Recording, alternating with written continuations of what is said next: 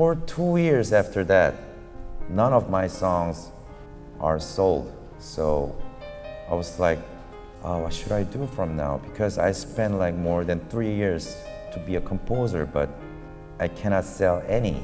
So I decided to sell the songs to myself. That was the only way to be a composer. From now on, let me tell you myself. From when I was young, when I see the crowd, I was so excited. I didn't know why. I felt like my blood is boiling, when I saw big crowd. And at that time, it was year of 96 to 99. All around the world, it was all about hip hop at that time. So I got fully influenced with the hip hop. For the first time of my life, I had a dream, and which was a composer. So I tried to be a composer. So I first entered Boston University in Boston, and I quit the school. I got to learn by myself about creation. That's what I thought at the time. So until now, still, when I compose a song, it's like a puzzle because I don't know any harmonics or anything logical, so it's really hard. So I sort of regret right now, but still, create-wise, I don't regret because I think to be creative, sometimes academic things interrupt your creation. That's what I thought. That was the first time I did my best in something, make a tracks. And in the college, as I told you, I dreamed about to be a composer, and I wrote like 100 songs in a year.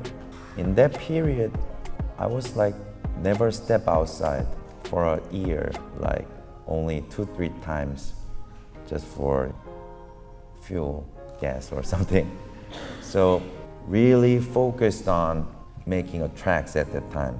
And it was just for my interest, and so it was just for me because I want some beats so that me and my friend can dance by myself. That was the first interest. And make the songs. And on the vacation, I went back to Korea and I made a demo CD with the 50 tracks in it. And I visited like 50 entertainment companies and I passed it. And my name is Jason Park, and this is my demo CD. I'm a new composer. If you like it, you can buy it, and it's negotiable, so please try it. But for 2 years after that, none of my songs are sold. So I was like, what should I do from now? Because I spent like more than 3 years to be a composer, but I cannot sell any. So what should I do next? I was 23 and I gotta make a decision at that time. So go on to be a composer, or should I change, or what? I gotta make a decision.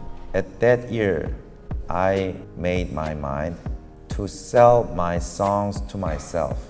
That was the only way to be a composer.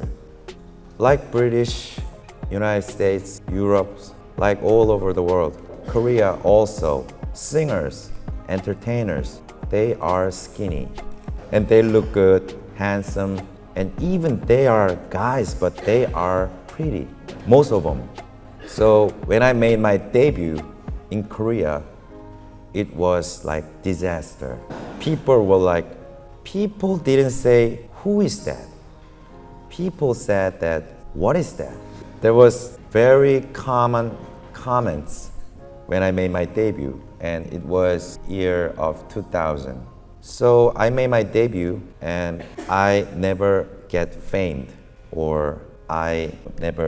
so it was totally failure when I made my debut. For more than 6 months, it was failure. I gotta think from that point, what should I do next? I sold my songs to myself and it seems like it doesn't work. So quit and then to be a composer one more time, or quit the whole thing and go back to like business school or something. It was like really confusing period. I decided to do whatever I could, whatever it took. National TV building, and there's like some certain floor that all the producers and directors it's their office. It was their office. It was some certain floor of the building, and they were all at the work. And I just went there, and there was like long hallway, and I started to dance at the office. And I yelled, "Look at me." You know, it was really funny, hilarious situation. I don't know why, but they got frightened. They, literally called, security and, get that guy out of here. And I was like, hey, see my dance. Like, I literally danced everything. And one of the producers saw me and, wow, what is the move? Wow, I've never seen that kind of move. What is that? Can you do it one more time? And I did it. And he said, oh, can you be on my show? So that was my first appearance at the national TV in Korea.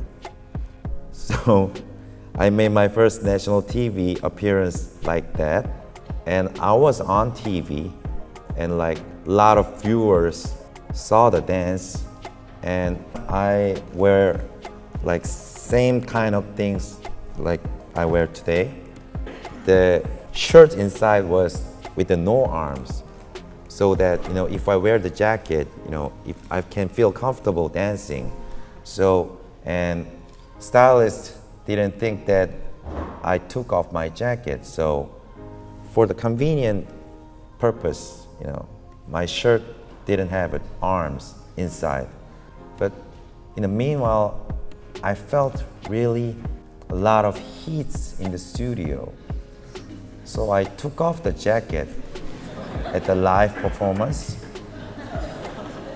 on the national TV, and that was my first appearance. I didn't do it on purpose. I was so hot, and they saw white classy shirt without arm, and they saw my skin of arms. And Korea's really strict country, so that was the first time arms coming in at the TV. That was my first appearance, and it worked. It worked. I didn't take off my jacket on purpose, but it worked somehow. So, which means, so at the hallway of the national TV to the no arm shirts, I think I literally did whatever it took. So that was my first appearance.